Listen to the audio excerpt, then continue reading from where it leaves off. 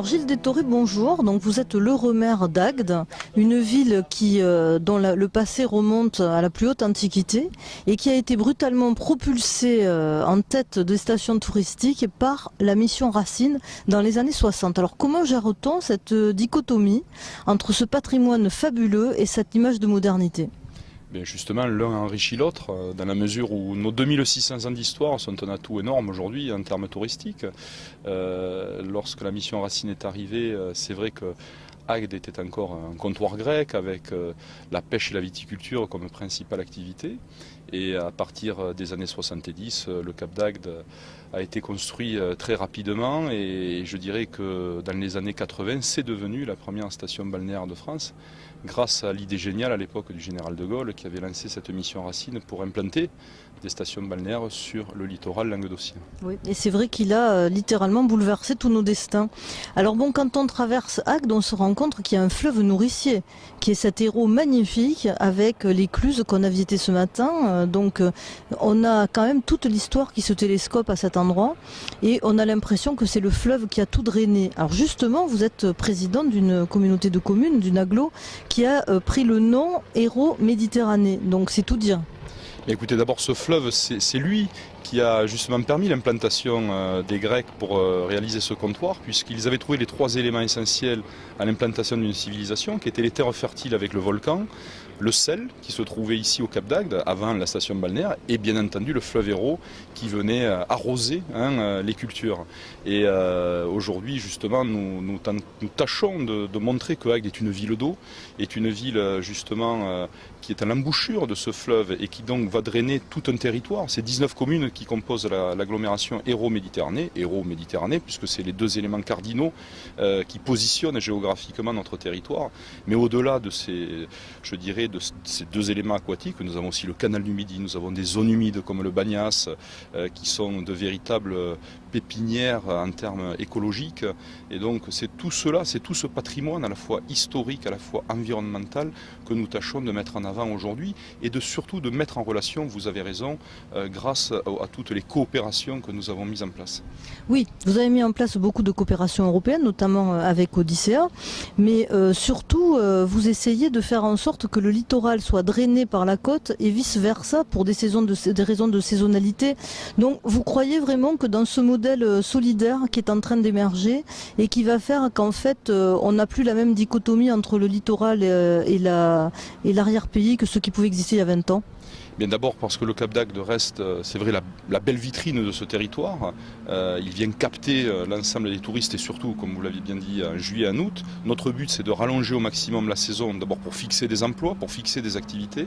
Et c'est vrai que grâce à la richesse de cet arrière-pays, eh bien, nous sommes en train de mettre en place des événements. Alors autour du canal du Midi, on en parlait tout à l'heure, avec un port fluvial que nous lançons prochainement, avec les viticulteurs qui sont aussi l'histoire et à la fois la fierté de ce territoire.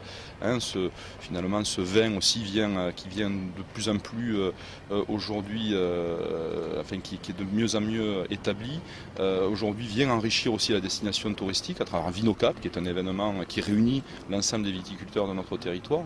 Et puis je dirais au-delà, tous ces cœurs de village, Pézenas avec son histoire de Molière, avec ses métiers d'art. Et donc c'est autant de compétences que nous avons élargies pour justement mettre en complémentarité le nord et le sud d'un territoire et donc son littoral avec son arrière-pays. Alors c'est ce qui va débarquer donc à Marseille, puisque après-demain vont débarquer à Marseille sur le quai d'honneur devant l'hôtel de ville, Marseille dont rappelons évidemment qu'elle est capitale européenne de la culture, tous ces arts et savoir-faire du pays d'Agde, c'est-à-dire qu'on a des amphores, on a les fèbes bien sûr pour tout ce qui est l'hellénité du territoire, mais on a aussi du vin, on a aussi du miel, on a aussi de l'huile d'olive, on a aussi toute cette quintessence de Méditerranée, ces pierres de basalte qui les premières ont attiré certainement les marins. Et c'est une façon pour vous, qu'est-ce que vous avez envie de dire au monde d'Agde? La douceur de vivre, l'envie de vivre toute l'année, un juste équilibre entre la terre et la mer? D'abord des choses simples, soyons fiers de nos richesses, et vous les avez toutes très bien décrites, les bronzes antiques qui sont les nôtres, les amphores qui à l'époque servaient à transporter le vin et l'huile, et qui sont encore aujourd'hui, 2000 ans après, des richesses incroyables de notre territoire. Nous avons aussi envie de porter cette histoire qui est la nôtre, mais également cet environnement, parce que nous avons des zones humides magnifiques qui attirent tous les oiseaux du monde déjà, et qui les attiraient bien avant les touristes. Et donc voilà, c'est de montrer que ce territoire, il ne s'est pas fondé autour d'une station balnéaire, c'est la station balnéaire qui est venue épouser un territoire déjà très riche. Et donc c'est pour dire aussi à tous les gens qui y vivent et qui parfois et finalement ne voient plus tellement toutes ces richesses autour d'eux, de rappeler qu'ils doivent être fiers ensemble et réunis autour de ces richesses pour que nous puissions porter aussi la bonne parole à l'extérieur. Alors Gilles Détoré, votre nom est d'origine italienne, donc vous m'avez expliqué en off que donc votre grand-père faisait partie de ces Italiens immigrés au début du siècle pour fuir la peste et le choléra et qui se sont tellement bien établis ici qu'on peut dire qu'ils ont presque italianisé le territoire. Donc être méditerranéen pour vous, avec cette ascendance-là, qu'est-ce que ça veut dire aujourd'hui en 2013 ?